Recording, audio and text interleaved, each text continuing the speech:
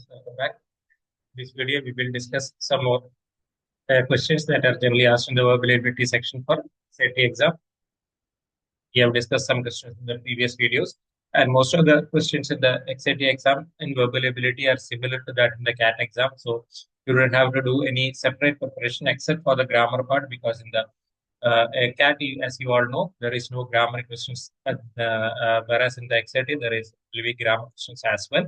And one more thing is that in XAT, generally they ask they'll include some poems instead of just passages. So you also have to need to have the ability to read poems and understand them and answer questions based on the poems. This is the only difference. Otherwise, whatever preparation you do for the verbal ability section for CAT, that will be enough for your XAT as well as all other management entrance examinations. So if you are prepared well for the VRC section of CAT, all other exams you can write without any problem or any special kind of preparation.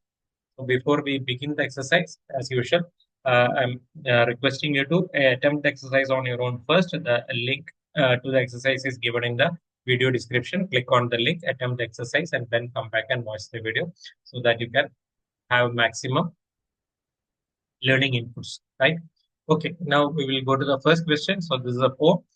So it is talking what the poem is saying. It is talking about love that happened between two people accidentally. It means somebody smiled at somebody else, thinking that that person was somebody he or she knew, and the other person smiled back, and there was this relationship started between the two strangers in the library, and it seemed like love, but later on they realized that their characters or their personalities are not compatible with each other, and they were not really compatible in the sense that they have been mistaken. So from the first glance itself, that there was a mistake. The relationship itself was a mistake. So this is the poem. Now the question is, which of the following cannot be inferred from the poem? So what is an inference? Anything that we can very clearly deduce from the facts given in the poem is called an inference. So all your inferences should be based on the facts. So something that has to be given in the poem should be the basis for the inference. So you have to eliminate all the good inferences. What remains will be the answer, because the question is asking for something that cannot be inferred. So the first option, we make mistakes in love. So that is the general theme of this poem. You don't have to rack your brains too much, because this poem itself says that from the first mistaken style, we have been mistaken all along. Means our entire relationship was a mistake. So this is a very good inference that we can derive. Since it is a good inference, this is not your answer. Option B, if we fall in love with strangers. Again, a good inference, because the love started with a smile between two strangers. So the love can happen between strangers. That again is a good inference. Option C, love may start with small acts like glancing and smiling. Again, good inference, because we know there is fact that this love started with a smile. So not your answer. Option 4, the idea that love is different for the parties. The idea of love is different for the parties involved. Yes, again, what is this? Is a good inference or a bad inference? It is a good inference. Why? It says that if the person loved me because he thought that the other person was not actually the person that he or she was. So the love was on the basis of a mistaken presumption that the other party is compatible, or his or her nature is compatible with my nature. So that is why this idea of love is different for the different parties. So that is why again the author says that something that seems like love. So it was that later on they realized that this was not really love between them. They had been mistaken. So that is why idea of love is different for the parties involved. So whatever concept of love you may have for the other person, that might be mistaken, or that could be mistaken, because you could love another person thinking that that person is compatible with you, but later on you will realize that that person is not really compatible. So the idea of love is different for the parties. That is why this problem of incompatibility occurs, because your concept of love may not be compatible or may not be similar to the other person's concept of love. So this again is a good inference, not your answer. So obviously the answer is option B. We don't fall in love with others but ourselves. So this is not really meant in the passage. Means that we are not actually, when we love somebody else, we are actually loving ourselves, not the other person. So that is not at all given in the passage. There is no point or there is no line in the form that gives you this particular idea that we are not actually falling in love with others but loving with ourselves. This is not an inference because it is not backed or supported by any point or any line in the form. That is why this should be your answer, option E. Okay, now go to the second question. It is talking and it is giving you a series of sentences. 6 sentences are there, and you have to spot the grammatically correct sentences. So read the sentences carefully. Identify any grammatical mistakes are there or not. Option or statement one: have you any clothes to dispose of? So here, dispose of is correct. This is the dispose of means to do away with or to abandon or to eliminate, that is disposing of, or to throw away, that is all disposing of. So here only the single f should be there, it is not dispose of. This is wrong. So you may have a confusion whether it is of or off. So, double f is not required, this is wrong. So this is a correct sentence. Then I saw a pleasant dream last night. It may appear like a good sentence, but there is a problem. Whenever we talk about dream, we will not say I saw, I had. So I had a pleasant dream or I had a bad dream. That is the correct usage. So you should not say I saw, you should say I had a pleasant dream last night. So that is why this is a grammatically incorrect sentence. So probably your answer because this is a candidate for your answer because this is grammatically incorrect. So what we need is incorrect sentences. So no, we need correct sentences, right? So which of the following sentences are grammatically correct? So first one is grammatically correct. The second one is grammatically incorrect. So this is not forming part of your answer. Third one, I have done it many a times safely. Again, a problem is there. Many a time is the correct expression. Many a time means many times. So instead of saying many times, we say many a time. So S is not required. Only many a time is there. So that is where this statement is again wrong. I have done it many a time safely should be the correct statement. So option 4, students struggle to cope up with the academic pressure. Again wrong. Students struggle to cope with the academic pressure. Cope up is not required. Cope with the academic pressure is the correct usage. So that also is a wrong statement. Then option 5, you need not give negative feedback to your employees. Correct. There is no problem here. That is, you should not give any negative feedback to your employees. So there is no grammatical error here.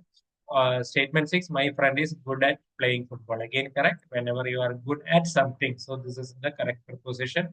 So this is again a correct statement. So this is a correct statement. So the correct statements are 1, 5, and 6. So have option B as the answer, 1, 5, and 6.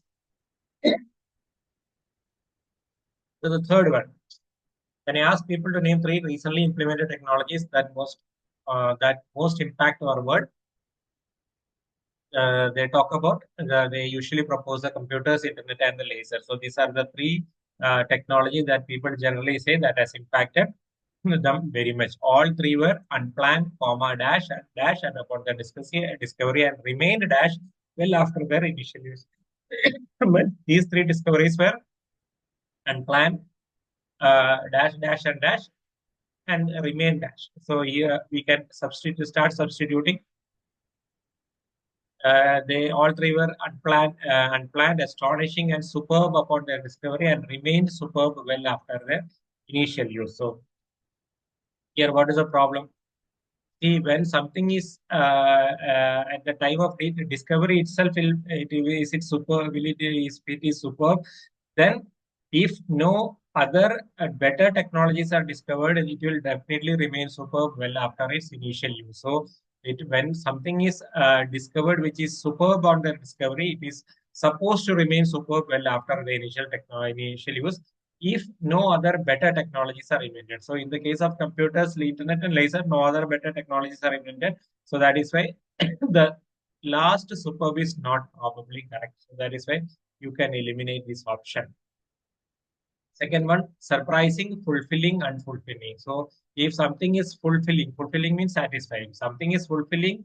If it is at the time of discovery, then it has to be fulfilling at the during the remaining period also. So if it is unfulfilling, remained unfulfilling is wrong again. If it is was not satisfactory after some time, it should the word remain should not be there. So surprising, fulfilling, and remained fulfilling would have been correct. Remained unfulfilling is wrong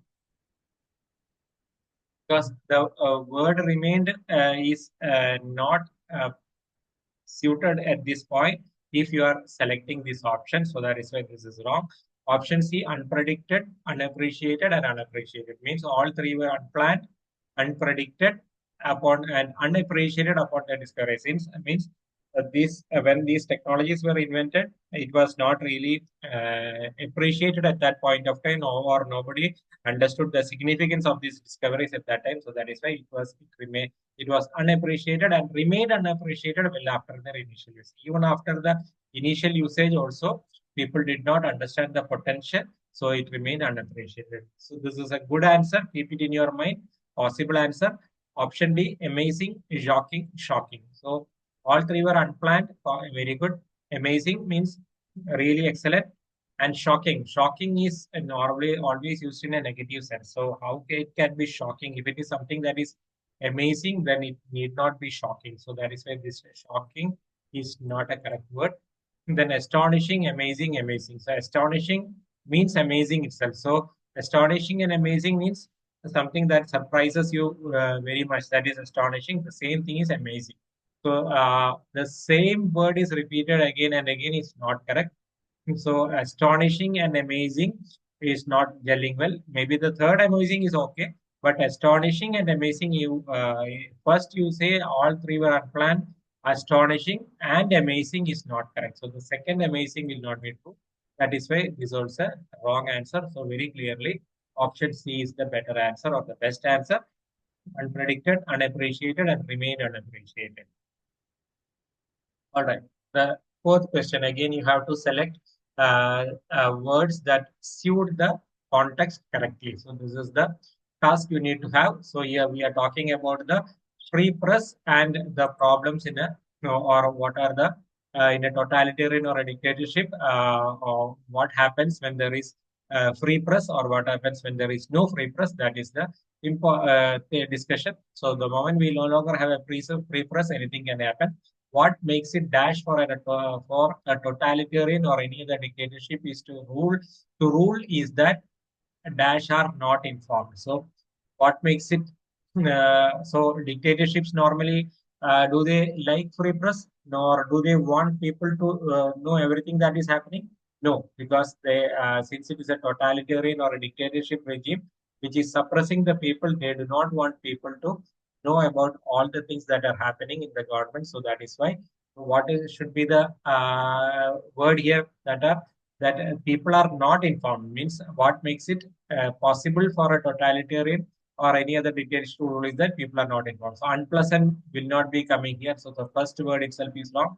Absurd also will not be coming because it is not absurd. What makes it possible or necessary? So this necessary, possible, correct. So these two options we will retain. Unique again wrong. So from the first thing itself, we can eliminate the three options. So we are now down to two options, C and D. So what makes it necessary for for a totalitarian or any other dictatorship rule is that citizens are not informed. Correct. How can you have an opinion if you are not informed? If everybody always lies to you, the joy is not that you believe the lies. Joy word will not suit here. Joy is not correct. The consequence is that you don't believe the lies. And, but rather nobody believes anything any longer. This is because lies by their very nature have to be changed, and lying government has to constantly rewrite its own history. So this is a very clear answer. So because of the first word itself, you have eliminated three options.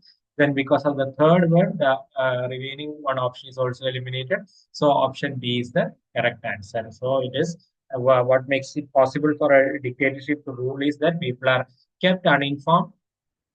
Because if everybody is lying to you all the time, the consequence is that nobody believes anything. Because lies are have to be every now and the lying government has to constantly rewrite its own history. So is the clear answer. Now go to question number 5. Question number 5 is talking about a passage. It is talking about geologists.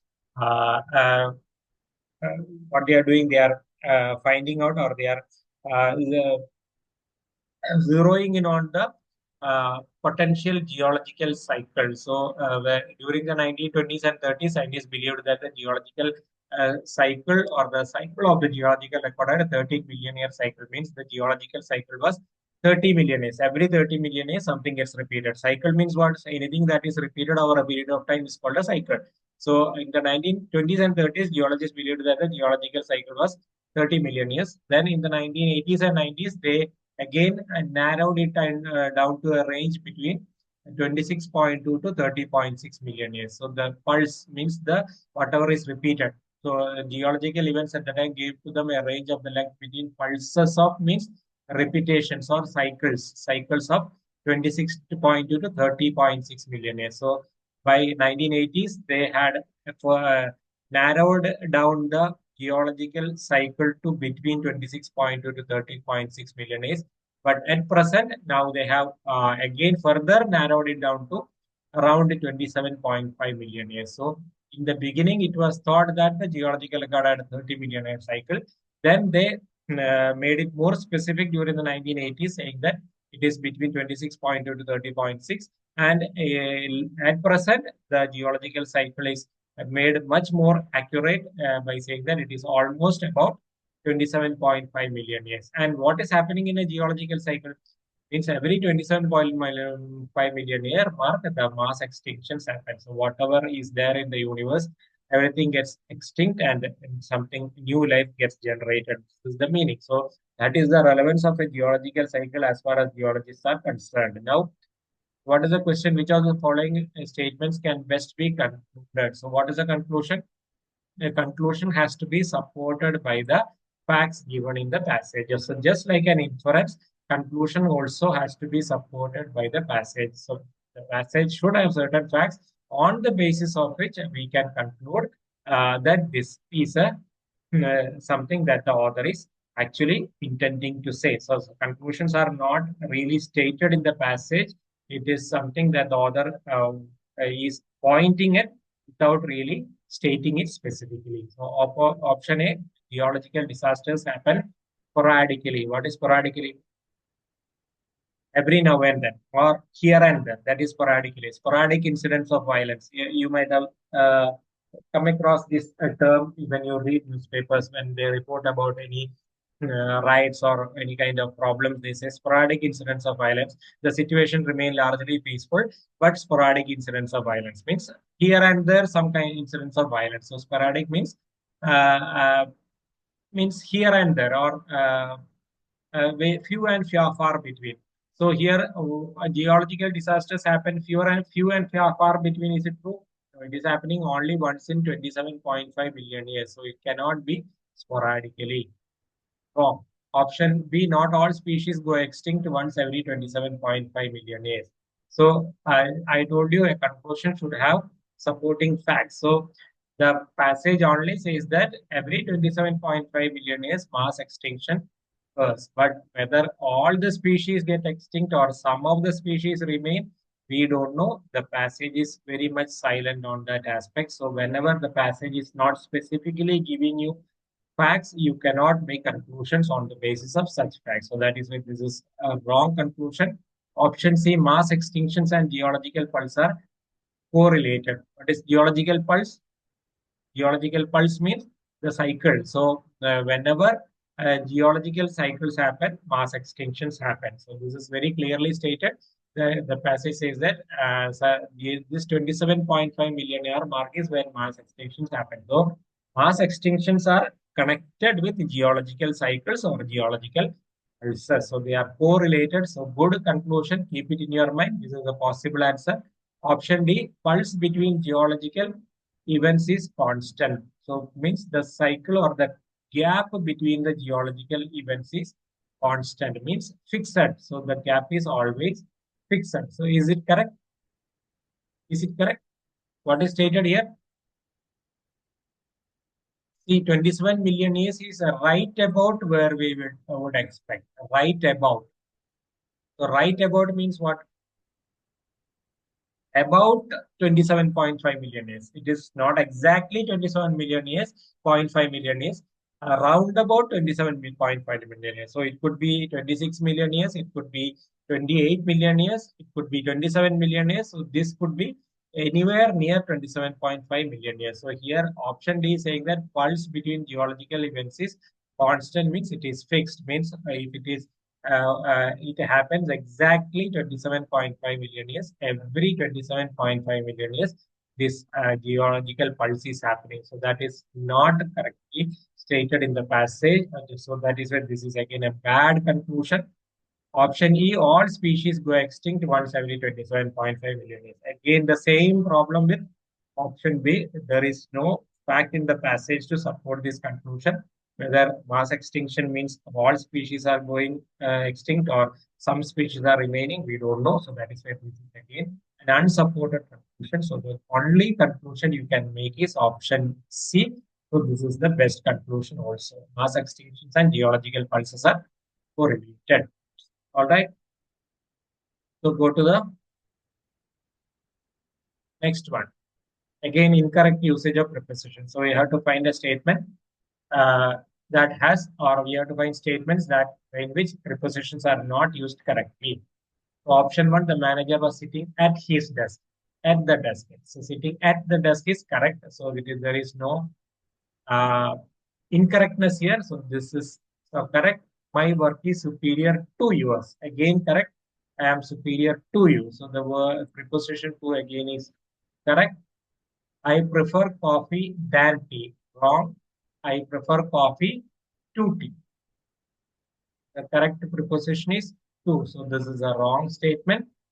Then option for statement for she was accused for stealing gold. Again wrong. She was accused of. So this is of is the correct preposition. So this is wrong. This is an exception to the rule. Correct. This is an exception to the rule. To is the correct preposition that is needed. Then they are leaving to England soon. So they are leaving to England is wrong. They are leaving for England. They are leaving for England is the correct.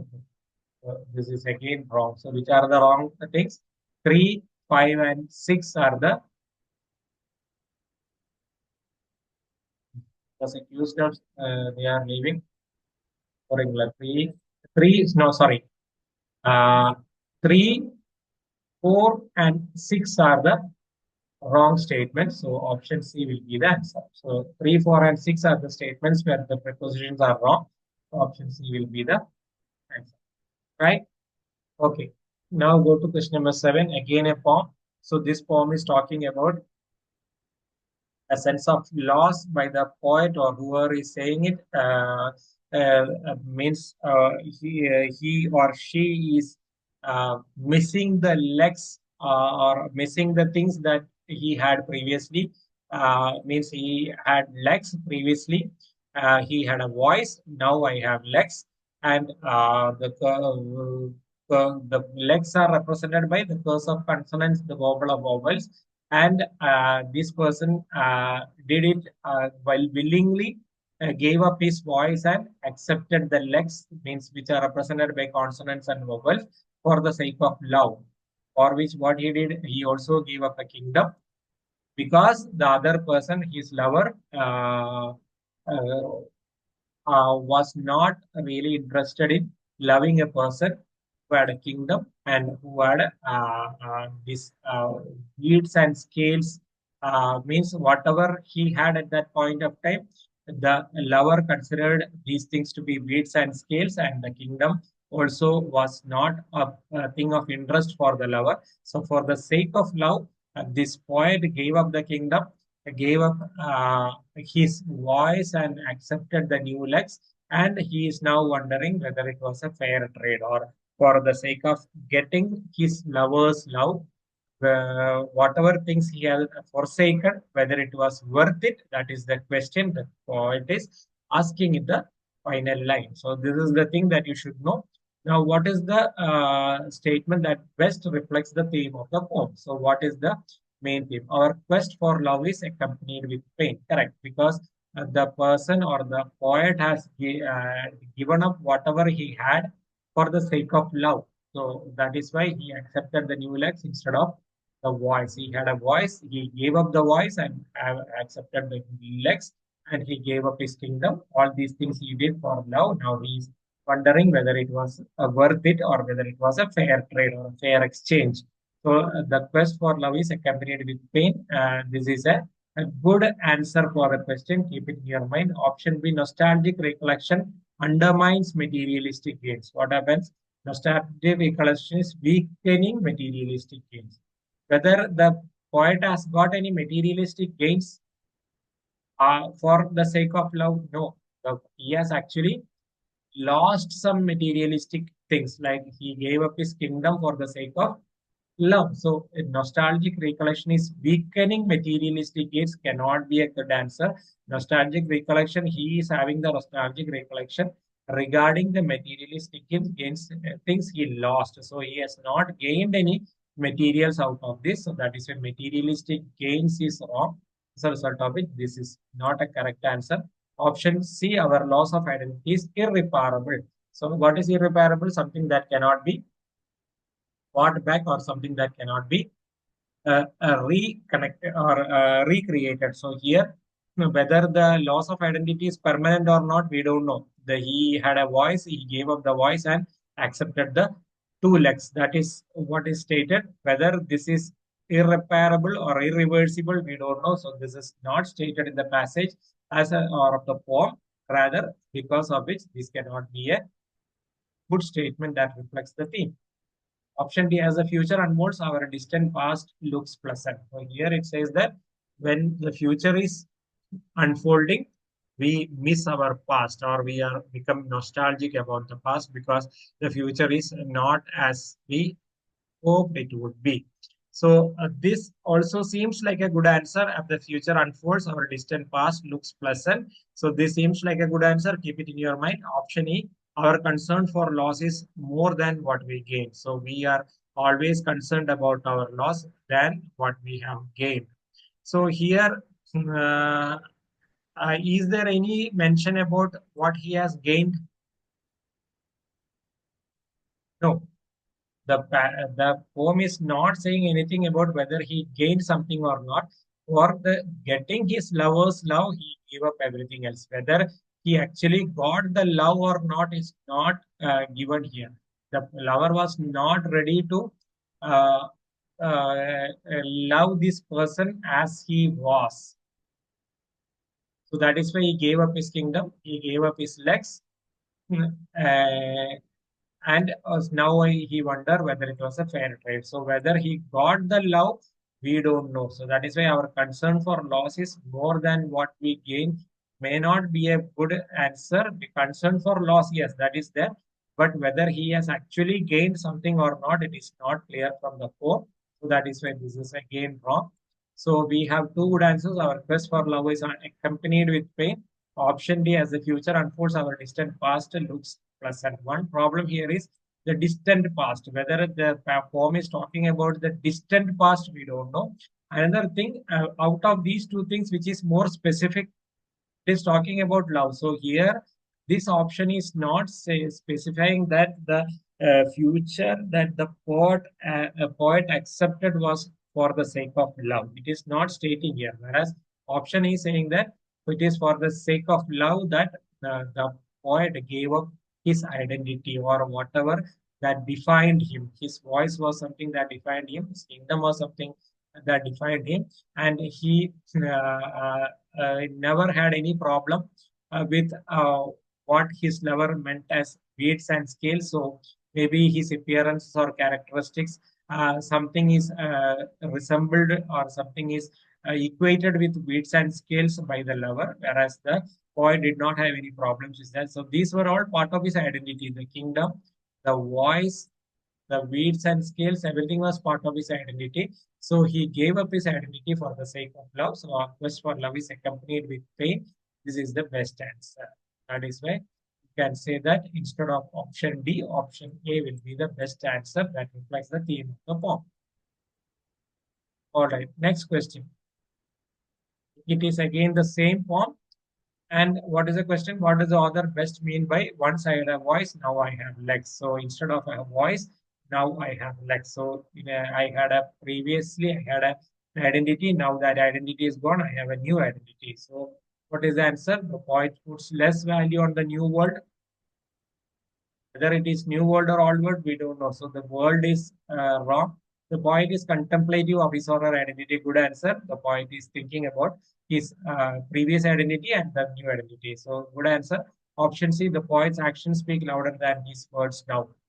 So actions and words, we don't know. We are not talking about actions and words. The passage is not saying anything about it. The voice is not connected with words, and legs are connected with action. No, no such hint is there. So this is why this is wrong. Option D, the poet is indecisive about choosing between the two words. The poet is not indecisive. The poet has already chosen the new identity, forsaking the old identity. So this is wrong. Option E, the poet has lost his or her speech. Again, this you are taking it in a literal sense. No, this is not the poem is not in a literal sense. It is all talking in figurative sense. So you cannot say that poet has lost her speech and voice means the speech or legs means the actual legs. No, it is not like that. It is talking about some of the characteristics he acquired or accepted for by uh, giving up some of his real characteristics in order to get the love of his lover. That is the a figurative idea. So these are all wrong. The option B is the correct answer. The poet is contemplative of his or her identities. That is the case is that once I had a voice, now I have legs. So he is nostalgic about his old identity, and he is wondering whether the effort he did to accept the new identity was it a fair exchange or was it worth it for the sake of love? That is the question. So option B will be the answer. Question number 9, it is talking about a para-jumbled question. So this is a fairly easy para-jumbled.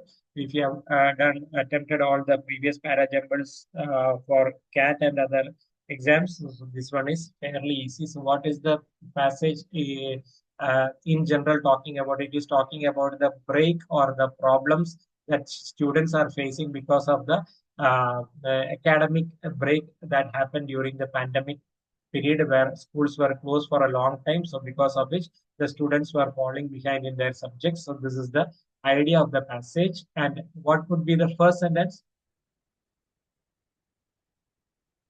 Or if you are not able to find a first sentence, at least you are able to make sentence pair. So that sentence pairing is something that you have to do. So here, the what is a very clear sentence pair? 1 and 4, right? Why? One is talking about in America, the students are on average 5 months behind schedule in maths and 4 months behind schedule in reading, according to McKinsey. So it is talking about how the back the children are as far as their academic schedules are concerned because of the closure due to the pandemic. And uh, the damage is almost certainly worse in places such as India and Mexico, where the disruption to schooling has been greater. So first we talk about America, where the students are lagging behind 5 months, 4 months, etc. And the damage of lagging is worse in places like India and Mexico, where the closure or the disruption or the school closure were much longer than that happened in America. So 1 and 4 can be a clear pair. Now, what you can say once you have established this pair, the first sentence becomes very clear. As a new school year gets underway, may the harm caused by months of closure is becoming ever clearer. So this is the first sentence, why it introduces subject. It says that yes, a new school year is opening. The damage caused by the closure of schools due to the pandemic is becoming clearer and clearer. So that first sentence is introducing. Then it talks about what the situation in America. Then it talks about the situation in Mexico and India. And what then? The crisis will accelerate that trend. What crisis? So we don't know. So this is the crisis. But what trend is going to be accelerated? We don't know. So we have to look at this one. Even before the pandemic, parents around the world were growing more willing to pay extra lessons for the for access. So even before the pandemic, parents were willing to give tuitions for boosting the children's education. So that is the next sentence.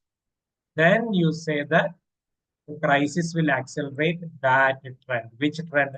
The trend of parents willing to pay extra for lessons in the hope of boosting extra lessons in the hope of boosting their children. So the parents already had a trend of giving or sending their children for tuitions to boost their education. That trend is going to be accelerated because of the crisis. Which crisis? The crisis that we talked about in the first sentence. So first sentence talks about the crisis or the problem. Then it talks about the situation in America. Then it talks about the situation in India and Mexico. Then it says that even before this situation, parents were sending their children for private tuitions in order to increase their education. Now that this crisis is going to increase that trend of parents sending their children to tuition. So 1453 is very clearly the correct sequence. All right. The next question.